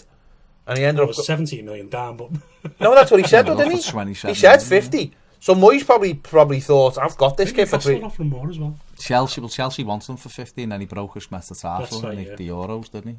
Everton was selling him for 50. Well, behind his back, which is the other reason why they need. Let's be honest, that is an issue, by the way. We do compare every youth player to Wayne Rooney, who's one of the finest. No, but I don't. No, as a collective. No, but I've just thought then when you were talking about Foden, I was thinking, well, I'm not even comparing Anthony Gordon to Foden, because Foden's got a harder job to get in the City team than Anthony Gordon's got to get in the Everton team, or Benningham's got to get in the Everton team. I just comparing, looking at it and thinking, that's the way you should be doing it. You should be, if you've got a kid and you think he's got similarities with a player, then start shadowing that player. As I said, that should be. City have sent Philip Sander, who's a really good Dutch centre half, to Anderlecht. He's playing with Vincent Kompany every week. That's the best way you're going to get. I just don't get how you can look at two players and think they're similar in Kapaman and Snarden. That's your first. But when he looks at it and goes, "This is what I've got." Now there's no outside the box thinking, I agree. No, I'd just go to Morgan. I'm sorry, Morgan, but you're not what I need. I'm going to play. But he knew for 5 months he was losing Ghana. He knew for 5 months. He knew for 5 months Schneiderlin wasn't the answer. Exactly. He wanted to get rid of him. So he knew for 5 months that he should have been prepping someone ready to go. Benny Benningham. Whether it was short term or long term, they should have been going. But well, if he goes, what happens if he'd gone and we couldn't have? Benny's only now though, and Andre said this 2 weeks ago. He's only now getting back to fitness. What about Dennis and Aaron? I don't think he was ready. But again, having watched last night, I'm more impressed with him last night than I've seen last season or 6 months ready for the summer. You go, he might have been. But whatever you say, you can't have two players who play in the same. Just because I agree with you. Then stop giving me dirty looks. I'm not giving any dirty looks. Listen, Schneiderlin wouldn't be anywhere near any of my team. Ever. You liar! You made that Snidling all 11. You've got it. You wanted a Toffee I TV wanted- T-shirt with I want a team. Remember when Liverpool had I dream of a team of Carragher? You had one with I dream of a team of Snidling. Yeah, but that's actually, only it was, for when I'm laying in bed and I need to go to sleep, and I just like watch them for 12 seconds. Just every pass, let's go. Like the game, the old Atari. That's what it'd be like, yeah. I mean, I'm not old enough to remember. I mean, Of course. literally, I wasn't there. It was developed in the literally, 60s. literally, Baz is You all literally even give me the name of it that I've never because clued it's a it. classic. Whatever. It's pop culture. I think we need Guess to go what I to- downloaded last night for free? Oh God, don't say it. This could go many ways. Yeah. I mean, if it's anything Oh, like by your the way, Instagram by the account, way. if To be it's fair, anything you like watch- his Instagram yeah. account, then please send me the link. Everyone look at Ped follows on Instagram. Excellent To be choice. fair, Send me the link. It's like a Send me the menu. link. Send me the link. It's like a menu. to be fair, it is me and Snoop. Yeah. You know what I mean? I mean, Yeah, Joe, Snoop, I've got you think- similar tastes. Joe got us onto that. He was like, "Who follows that person?" No, Ped and Snoop. I mean, you know what I mean? When you think Dr. of things, Stephen I mean, if you actually look at some of Snoop's videos, you know, the ones that you can't show. yeah. Yeah. No, Anyway, The yeah, Last sorry. of Us. It's free on PS. Is it? Yeah. Get it, because Last of Us 2's coming Yeah, out. it's coming out, What's see. that? Emotional, totes emotion. Anyway, on that, Beningame and The Last of Us. What a combination. I mean, to be Hopefully fair, this we is do The Last have of Us. we do have plenty of midfielders that are like zombies. Right, coming up in part 3, we'll be chatting about this weekend's must-win. I stress must-win game 6-pointer. against Burnley. We'll be right back. back. I've got gravel in my voice. Welcome back to part 3 of the podcast with me, Sean. What? Hey. Listen, I've just thought of a great. If you like Vicks, Sean Dyche is your dream guy. And, you know, clear his throat, a couple of lozenges. I used to eat worms. And gravel. And I've got a pub named after me. There you go. So I Maybe was he's just constipated. the last Hey, game. this is the Owen Parks derby. If you know, you Owen think about Parks. Owen Parks. Owen Parks. is, Loves Sean Sponsor- Dyche. loves a bit of dice. Sponsored by Gillette. This is a big game. Not only because Everton need a win, but it's just before that dreaded international break. And I, without having any stats in front of me or any proof of this, would say this is the time when most managers get sacked. I've got no proof of I that. think you're I've got probably no stats, but I'm thinking off the top of my head that this is probably the time most managers get sacked. It's an opportunity for chairman, isn't it, to take stock. 8 games Saturday night will have been played. You kind of looking at it. Where are we? You've got that 2-week break. This is where Liverpool replaced Brendan Rodgers with Jurgen Klopp a few years ago. That was a really bad decision for Terrible everyone, wasn't it? decision. For everybody. And if you remember, Brendan had just lost all that weight and got his teeth on. Yeah, Got hands on. this is And he where was always going in the ticket office for some reason Yeah, as well. yeah, always. Always, I don't know Weird. why. It was weird. I don't know and why. late nights in Melbourne, you just have a late He's night a busy visitor. man, busy Garland- man. Garland's on his No. own. It was Joe Allen. He was telling him how to play the pivot. Was it? He mean was the telling Welsh him Abbey? something. I was saying he was He like, was telling him something. because he does that thing with his fingers. He does. showed me, and I had to. I said, I don't want to know. Get me a board. Was that when he was with Chelsea? Oh no, he'd left. He'd Do you left think he Chelsea was by giving then. his new wife the envelope saying she's going to let him down in the future, or he's going to let her down in the Hey, future? Well, he was She at Chelsea was- Harding. hey, no, Joe Allen on his She new wife. wasn't. Whoa! Hang on. She wasn't his wife at that point. No, Chelsea Harding wasn't a real thing. Let's. That wasn't a real thing. Really? For the purpose of the Yeah, legal sorry, yeah. lawyers and all that. Allegedly. That was just Chelsea- a made-up story. Just a made-up Say story. in my Made up opinion, you can story. tell everything. 'Cause Can you say in my Made- opinion? well, Made if up you story. say in my opinion, this is 10 years old, so maybe not apply to that. No, I don't think it does apply. When it's journalism, What if they say it on Facebook and they bring their granddads in it? But if you're Yeah. well, that's true. You know, people get Range Rovers. See my Range Rover, love? Yeah. Fancy a KP nut? I mean, basically, that was it's just folklore. It is, it's- Old wives' tale. But who's my old wife, though? Wouldn't it be an old husband? I know. I don't know. Let's move on. I don't even know what we talk about. I think we're talking about Burnley. Oh, Burnley, gravelly mouth. 4-4-2. No, it is obviously an opportunity for board members to look how their team has started. And Do you think board members would even come into it? Because I don't. What I don't was- think board members would even be asked. It'd just be fine. It'd just be what he's feeling. the man on the boat. But This is where Everton should have sacked The Ronald, Russian. Ronald Koeman at this international break, and they didn't. They left it and then ended up sacking him 2 weeks after it. Got beat And by it Burnley, got ironically. we did get beat, and it was very, very, very messy after that, and it ended up. Was that just his appearance? We ended up having the darkest day in our recent history with Sam Allardyce coming in. So I don't think Marco's at that level. But if you look, and if Everton were to lose at the weekend, that's 5 defeats in 6 games. That's worrying. Do you know people you talk about managers? Like, I'm not going against the whole who replaced Marco thing, but I look at it and I people got the names mentioned. You look at Arteta, he's not leaving Pep mid-season. So if people, this is the issue. Yeah. So who's available apart from Jose, which is a bad fit anyway? But do we really want to have this conversation? No, I'm not going to. But I'm going to say we don't need to expand on this. You don't need to expand on this, though. What I mean is, though, I don't think they'll get rid of him because I don't think that there's that available option. Rafa Benitez and shiny after paying to get out of his contract. It's 12 million, isn't it? He wouldn't be bothered. He'd walk. But the problem is the thing. Well, I think with that, I think that apparently there's the Al Santa in his contract. Hang on. Benitez. Well, you've started it, so we might as well finish. Would you have Rafa Benitez on a footballing level? Maybe.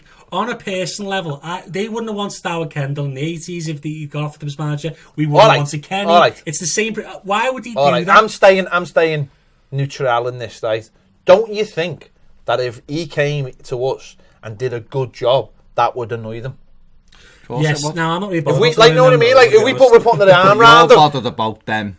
Yeah, you're looking at the wrong way. No, I am. No, because I think this is where this is key. And you've mentioned this before. The fans as a whole need to get the manager. Would they get? Nobody do. Nobody. There's no. Well, there's nobody. This would be like that story we heard before. They'd all start following Rafa again on Facebook, and they'd all be trying to check on what he's doing, and they'd all be dropping bitchy comments when he's doing better for himself in life. You know, with his new club. Yeah. And I think that might benefit us. I think Rafa, right, we're on the subject, we might as well talk about it for 2 minutes. He's the type of fella who couldn't care less and will take emotion out of it and just do the job he's asked to do. And maybe, for once, as fans, we just need to do that. Do the same if thing. If it came to that, I'm not saying it would come to that, and I'm not sure Mercedes even looking in that direction. All I would say although that's where the boats park, so east. The thing with Benitez is he's a very good manager. He can't get away from it. What he done with Newcastle is arguably even better than what he's done at any other club because they are an awful football side. Funny enough, he believes in tactics. Steve Bruce doesn't, so maybe that's the issue. There you go. But even away from Benitez, even if they did decide, the thing with Marco, the problem he'll have is you're right about Arteta. Apparently, he doesn't want to leave City mid-season. What he says, and if it's a big... listen, if there's a fat wedge on the table and the keys to the kingdom, you don't know, right? But what I would say is, say he doesn't want to leave, right? And Everton we're still struggling at Christmas, and people are like, this fella can't do it. And Mercedes looking and going, I'll just give you another 100 million and you still can't do it. What did he do? Because if he's going to pull up... I don't think Marco Silva survives this season regardless. I don't. And I'm someone who backs him, right? I don't particularly I don't want him to lose his job. I want him to turn it around so that we're good, right? But I don't believe that he can do whatever and not be sacked this season, right? So, if it comes to a decision where they look and go, we need to cut here because we're not making any progress, blah, blah, blah, this fella's available. If it's not Arteta, right? And who's to say? I don't know. If Everton went to him, he might come, I don't know. But if it wasn't Arteta, then I don't know whether there's anyone out there anyway who people will get behind. So it goes back to what you're saying before. We all have to be behind the manager, right? But if Marino got it, a lot will be behind him, but there'll be a section who don't want him. Same, Benitez, there'll probably be a split of half and half, I would suggest. People would go, you know what, maybe we just forget about that because he's actually someone who could develop us, get us up here. I don't know. But then after them two, Allegri's one who I think is very good tactical, amazing, but I don't know whether he'd consider us. I don't know. But enough money, you never know, right? But then you've got a language issue and stuff like that. How good he is that way. So after them three, mate, you start scraping the barrel going, to be flipped with Eddie Howe and stuff like... No. So that's what I'm saying. So But reality is, I hope Marco just I goes 100% and hope. turns it. On your Rafa point though, what is Rafa known for doing when he walk? What does happen? What happens? Source the defence out immediately. Right, no, okay. Forget the pitch because he's a Oh, fantastic coach. Right? Yeah. Him and Brands is an absolute disaster waiting to happen because look at what he does. Every club he goes to, he ends up in an argument with the board and he turns the fans on the board. Every club, Liverpool. That wouldn't happen at Everton.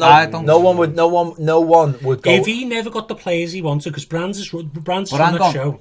At Newcastle, have to buy into that. At Newcastle, they didn't give him anything, did they? Like, they gave him virtually nothing. He spent some money. Almiron was the record sign at 20 million. We give that to lads who aren't even going to play for us, True. right?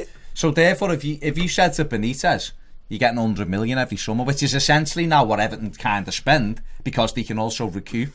I think he'd be made up with that. I do, and I think he'd go, yeah, all right. But would he subscribe to the same would he philosophy as Marcel? Then he wouldn't get the Then job. he wouldn't get the job, though, would he? That's what I say. He wouldn't get the job. That's the problem.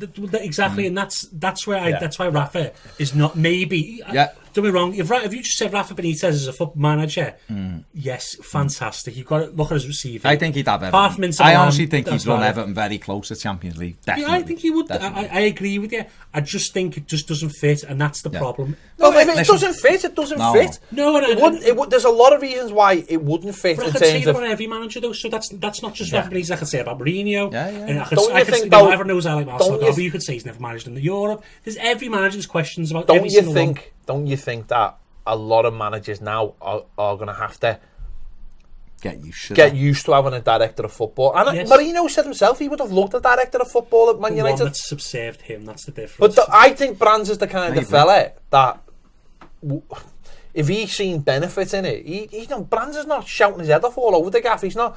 But I think two things. I think you can't afford to come in and go. I don't like to send. No, I know, but then that's what I'm saying. Two things I think with Brands. One, he commands respect. Yes, I do. And two, you've said it many times. He's not afraid to buy a 28-year-old if he thinks it improves the team, which is what Mourinho likes to do, and Benitez to a lesser extent. But what I would say is put that to one side because that's not the thing. Marco Silva Cup. We've got 3 games on. We've got Burnley away the weekend, and we've got the break. We've got West Ham at home and Brighton away. There's an opportunity there for 9 points for Marco Silva for Everton. Definitely 7 out of those 3 games. If Everton were to get 9 points, everyone then starts going, hang on, we're 4 points off Champions League places here. Can we now hang in there? And if he does that, Gomez is back.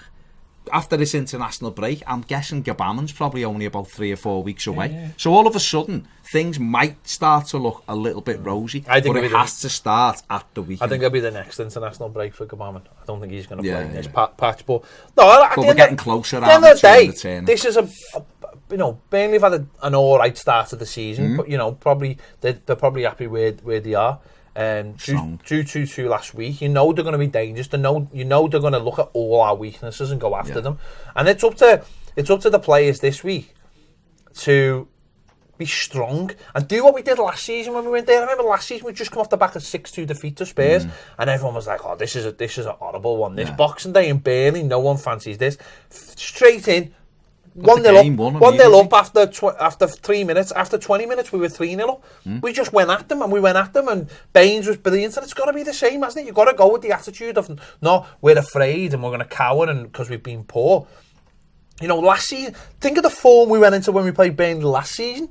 We were in awful form. Absolutely terrible form. Well, that day he played 3 centre-backs, didn't he? Luca Dean scored. Well, it worked because Charleston was on the bench, came on. Charleston was sub. He had Calvert-Lewin, Bernard and Walcott up front. Like high. What was weird about that? He played a 3, a proper 3. 3-4-3, and we had Dean was flying, Coleman, and all of a sudden we were like, they couldn't handle us. No. He came off the bench, didn't he? Richarlison, Sigurdsson slides him in, he scored. We could have had 8 or 9 that day. And we just blitzed them, you're right. We done what Liverpool tend to do in City, get it won very quickly if you can. That's what we did. This season, that's why I'm saying it's like you've had the chalkboard with the formula that works, and someone's come in and gone, rubbed it off. And they're all looking again and going, what do we do again? Oh, we pass it dead slow around the back, and we don't go nowhere. And I think for the weekend it has to be the reset button almost. It does have to be up and at him, but it also has to be mixed up, and I mean mixed up with the midfield. The makeup of the midfield for me needs to change. If it's Schneiderlin and Delph, then for me we're just going to be. But it's going to go over their heads anyway, isn't it? I mean, that's why that's why Snarland's going to play anyway. You need this height. I can tell you now they'll play. Yeah, he will, because you need this height. I mean, that's the way you'll... Bernard won't play either because he'll go, he's too small. I think that, honestly, this is the type of thing that I've come to expect. Yeah, but he played there last year. I know, and but destroyed them. It's just no, I don't buy into this with Silva and people go, no, he's dead stubborn. I don't think he is. Bernard plays. He's not afraid to drop anybody. I think he might play Bernard. I think he'll play. I think he'll play Snarland. He's never dropped two players for number. Yeah, so, he took Richarlison's is basically his long lost son. He dropped him about 6 times last season. He took away, lost, no problem. He found him. Yeah. But Sigurdsson never gets dropped, does he? That's with the goals. See, he's the one Saturday where you'd go. See, I think he might be out. You'd say to him, wouldn't you go, this is not a game for you. I'd love him to see it, but I don't see it happening. No, listen. You're so defeatist. Do you know what? I just want to see something. I'm desperate. If he played 3 at the back, I'd go, that's not probably the best idea, but I'd go, well, at least he's trying something. And the fans would go, he's trying something. If it didn't work, they go, at least he's now trying to change it. Yeah, but until he doesn't change it, it's going to be like, why is he still doing this? I think you're right. I think if he did mix it up, I think fans would go, yeah, all right, he's having a go. Fair enough, it's not the same old. I think when managers get into that mode, and when fans get into that mode about their managers, generally it doesn't end well. No, it doesn't, because people are prejudge everything. Whereas if you got the team sheet Saturday and it was like midfield, go on, hell, he's got Delph, Davis and Iwobi in midfield there. Bloody hell, he's gone something different. The fans are going, this looks all right, this or whatever, or Iwobi's in and Sigurdsson's out, or hell, he's gone McKean, Calvert-Lewin and Richarlison up against it. People will be like, I'm right behind this now. Where if it's Delph, Schneiderlin, Sigurdsson, you start going, everyone loves a Walcott. Same again. Can he play? No, he won't play. He play, can he? Walcott can't play. Pushing protocol. He said they've given the green light to train. Thursday he can train. I thought you can play for 3 weeks. No, he's not. He wasn't concussed. Apparently, not full. Well, apparently, he can train and he can be considered for the weekend. That's fair enough. Yeah, I thought it's weird, but if he'd done that and mixed it up, I think everybody would go, all right, yeah, let's have a look at this. Let's see if this is different, and let's get behind it. It's if he does continue to stick with the same personnel, same formation, then the writing starts to come on the wall. But if he changes it, and then you go, all right, let's see how it goes. And then you go, okay, it's not working at the moment. We can see the thing. And then when Gabam and Gomez come back, that's when you start going, okay, he's got a plan here. Until we see the plan and we start buying into the plan, then we can't expect it. I imagine Dyche will be planning for Delph Sigurdsson and Schneiderlin in midfield. Yeah. He gets the team sheet at 2 o'clock and it's Iwobi, Davis. You can't plan for that. All of a sudden it's like, right, okay, they might be right. Hang on, we're going to have to see how this goes, boys, because it's totally different. Yeah. Sometimes that's all you need to get that little edge, and it helps you. Listen, it might not work, and people might go, "No, you can't," because they leave. But they can. I'll be honest. More of an edge would be nice to see the players come out the traps and fly at them. Do you know what I mean? Wherever the personnel is, it'd just be nice to see the players. Game, we're going to see control again, and that's and we'll have 65% possession. But that's where it becomes too comfortable. But the problem with a game like this is that you're absolutely right. We will have loads of the ball, and then they'll just pump a long ball up, and then they'll be one-on-one with the defenders. So that's why, for me, and I have defended him to the hilt, the manager. But I'll be critical of him if he goes with Delph and Schneiderlin, because what we need more than anything, if he went with Delph and Schneiderlin and Iwobi, I'd go, all right, he's trying to keep the back door shut. Fair enough, let's see. Because at least, right? But if he goes with the same 3, I will be critical, because this is a game, like we said before. This to me is like the Chef Wed game. We need midfield runners in beyond their centre-backs to make it uncomfortable for them. They'll be made up if we do what we did against Sheffield United and have everyone, the big banks, big split in the team. We can just head everything away, don't worry. They'll be chill, eating worms and gravel at half time, it's young. But if we had midfielders who are buzzing and running beyond our centre forward, it caused these problems, I think. Whereas if we just stick to what we do and we have 65% of the ball, 600 passes, 51 crosses, they'll be like that all day long. Unless we get a lucky break and we get a goal and we build from it and we win the game. But I just think if he done something a bit different this week, it'd give me so much more belief in everything. How many people do you think, if we were to lose the game, would just say that's it? I think a lot. I'm going to be honest. I think there's still people out there who still believe in it, but I think another defeat and things change no matter what you think. 5 defeats in 8 games when you've only played Man City, really. Yeah. 5 defeats in the last 6 games. So then you have to make those points up elsewhere. Haven't spent a lot of money. That might be enough for some people. I don't know. And also from Brand's perspective, you know, he's got a project he's doing. He's not going to get like, you know, he's not going to go. He's going to need someone to see his project through. Otherwise, he's going to have to start all again. So, and then she's going to ask a question of Brand's of why you spent all this money and why that's not get any further. And so Brand's going to have to make a decision whether Marco's the right man. I'll be honest though. I hope it's not a decision that it's just a snap decision. I don't want. I'm going to be honest. I don't want clubs David. Clubs keep shortlists to or good clubs keep shortlists to managers. So we should have. You know, I don't know if Everton do. No, I know, but last time, I do not want that at all. I do not want a snap decision. If the decision's made, I hope it's already been well thought out and there's actually someone ready to speak to someone's agent. Yeah, because that's just, again, if you're going to put someone in, I know we've got more time this time if it was this weekend, but just go and win the game. Just win the next 3. The next 3 are winnable. You're not bothered. Win this game first. 1-0. Off McParland's elbow or something, you know, whatever. I don't care. An own goal will do me. At Liverpool last week, I miss it and the keeper throws it in his net. I don't care. Win the game. Get into this international break. Put it this way: reset. This isn't a game where you can come out and go, "Oh, at least we had the goal." This is Burnley away. I'm sorry, but we have to win the game. This is a game that you're going to be judged. Last week, points. Yeah. Get into double figures by the weekend, and you go, all right, let's start looking up the table with 5 points, whatever, off Europe. we can build from that point. If we lose again at the weekend and we're in the bottom 3 and we're all of a sudden we're 10 points behind Leicester, you start going, how are we miles behind them? And then that you do then have to look at the manager and you have to look at the players and you have to go, do we really want to just write the season off in October and go, well, we're best we can hope for is top 10 when we keep spending money and we keep saying it's 6th? We see Minshall in Switzerland and he said this season we have to win. I don't know whether he's going to sit on his hands. No, exactly. But it's up to us now and it's up to the manager and the players to get out Saturday. They're much better than Burnley on paper. Go and prove it on grass. They're a lot better than a lot of teams on paper. But no, well, that's what it's stand up and be counted now, isn't it? It is. That's what it is. It is. There you go. A somber end to the show. It's not. It's a rallying call. Go win. Come on, game. Win the game. Go win the game. Send us in. This is Ton. Send us in to the international break. The last one we beat Wolves when we went into it, and we went into that break on the high. Let's do the same again. Let's get the win, and then we can have 2 weeks of like resetting before West Ham or before they turn up and we just go, get in, Pellegrini. 7-0. He's a zombie, Pellegrini. Jagalenko. Anyway, let's leave it there. Good show, as always. Great show. Got into it. 23s. The Piv got all his frustrations out. Pived it off there. His dad will be so proud. Not if we don't get Brexit. Even granddads will get involved on Facebook with that. Maybe they will. There you go.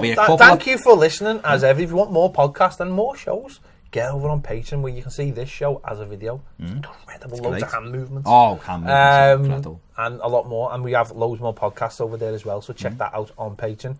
Thanks for listening to the podcast. However you're listening to it, don't forget it's on iTunes and Podbean and Stitcher.